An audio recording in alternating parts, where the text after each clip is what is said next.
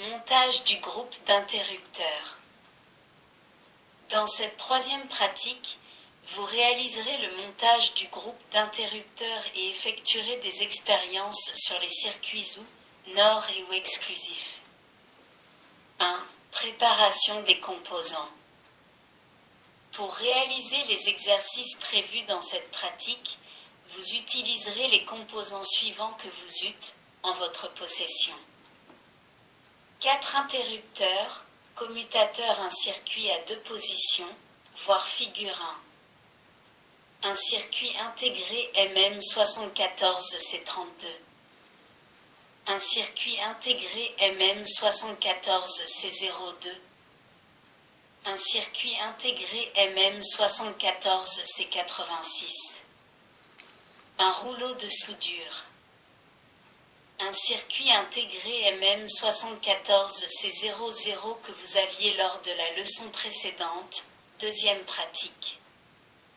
Vous vous servirez ainsi de quelques morceaux de fil rigide isolé déjà utilisés dans les expériences précédentes et vous en préparez de nouveaux en les prélevant sur la tresse en votre possession. 2. Montage du groupe d'interrupteurs. Pour effectuer ce travail, respectez les indications suivantes.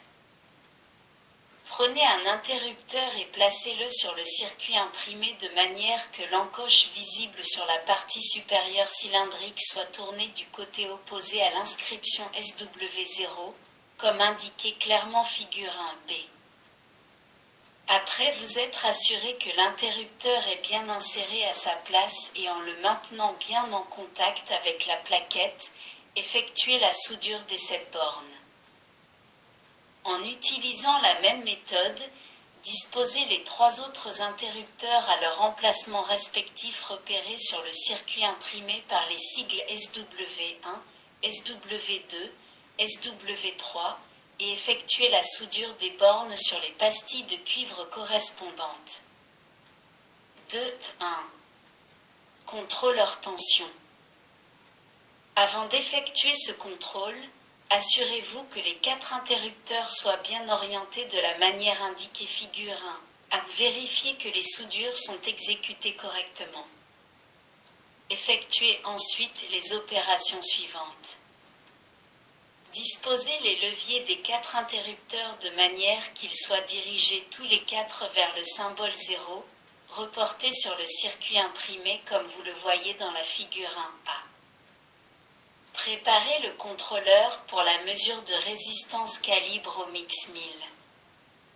Mettez une pointe de touche sur l'un des contacts du groupe de connecteurs repéré par le signe - et avec l'autre pointe touchez le contact SW0 du groupe de connecteurs. L'aiguille de l'appareil doit indiquer une valeur de résistance nulle.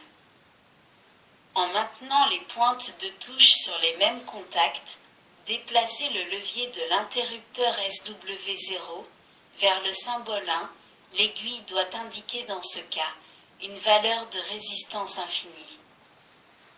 Déplacez maintenant la pointe de touche qui se trouve sur le contact - et mettez-la sur l'un des contacts +, en laissant l'autre pointe sur le contact SW0.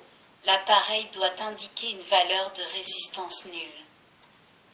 En maintenant les pointes de touche du contrôleur sur l'un des contacts + et sur le contact SW0, mettez l'interrupteur SW0 sur la position repérée par le symbole 0.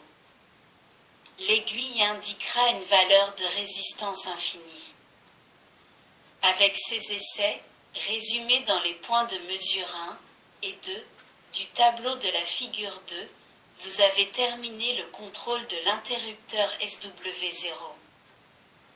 De la même manière, vérifiez successivement les interrupteurs SW1, SW2, SW3 en effectuant dans l'ordre indiqué sur le tableau de la figure 2 les mesures entre les différents points spécifiés dans la deuxième colonne et en disposant le levier de l'interrupteur concerné alternativement sur les positions 1 ou 0, comme indiqué dans la troisième colonne. Si l'un des points de contrôle ne donnait pas le résultat indiqué dans la dernière colonne du tableau de la figure 2, revoyez le montage. Contrôlez la disposition exacte des interrupteurs, les soudures effectuées et assurez-vous qu'il n'y a pas de piste coupée ou de court-circuit entre pistes voisines. Lorsque vous aurez obtenu des mesures correctes pour chaque interrupteur, vous pourrez effectuer l'essai de fonctionnement. 2. Essai de fonctionnement. Pour réaliser cet essai, conformez-vous aux instructions suivantes. Disposez les leviers des 4 interrupteurs sur la position 0. En utilisant 4 morceaux de fil rigide isolés de 10 cm chacun, reliés entre les points du groupe de connecteurs indiqués ci-dessous et illustrés figure 3. Contact SW0 avec le contact L0. Contact SW1 avec le contact L1.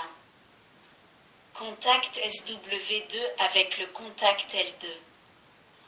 Contact SW3 avec le contact L3.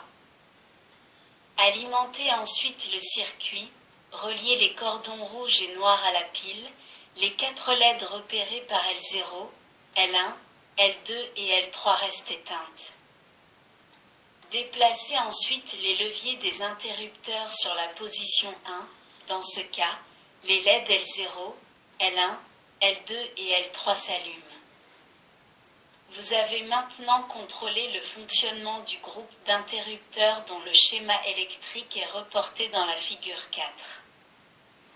Les 2 positions, que peut prendre le contact commun de chaque interrupteur, sont repérées par le symbole 1 et 0. Le symbole 1 est associé à la position rendant disponible sur le groupe de connecteurs un niveau de tension haut, plus 4,5 volts, tandis que la position représentée par le symbole 0 correspond à un niveau de tension bas, 0 volts. Vous pouvez, à présent, procéder aux expériences pratiques, dont le but est de vous donner l'occasion de vous familiariser avec les caractéristiques des composants de base utilisés dans les circuits numériques.